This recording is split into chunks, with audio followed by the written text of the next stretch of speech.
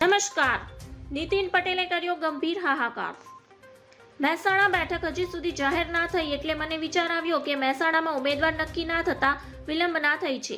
આ બધી વિલંબનાથી મને દૂર કરવા મેં ઉમેદવારી પરત ખેંચી છે. વધુમાં કહ્યું કે જિલ્લા ભાજપ સંગઠનમાં એકતા જળવાઈ રહે તે માટે મેં આ નિર્ણય લીધો છે. લોકસભાની ચૂંટણીને લઈને ગુજરાતના રાજકારણમાં ભારે ગરમાવો આવ્યો છે. મહેસાણા લોકસભા બેઠક પર પહેલા દાવેદારી કરી પછી દાવેદારી પરત ખેંચવા મુદ્દે પૂર્વ મુખ્યમંત્રી નીતિન પટેલનું નિવેદન સામે આવ્યું છે.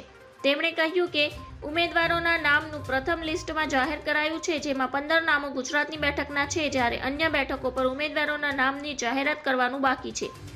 તેમણે ઉમેર્યું કે 30થી વધુ ઉમેદવારોએ મહેસાણાથી દાવેદારી નોંધાવી છે, પરંતુ આટલા બધા નામ જોતા મને થયું કે મારું નામ પરત ખેંચવું જોઈએ. નીતિન પટેલે વધુમાં કહ્યું કે આ તમામ બાબત જોતા ઉમેદવારી પાછી ખેંચવાની મેં સોશિયલ મીડિયા મારફતે સૌને જાણ કરી હતી. મેં કોઈના નામની ભલામણ કરી નથી. ગઈકાલે નિર્ણય કરી નામ પરત ખેંચવા નિર્ણય લીધો હતો.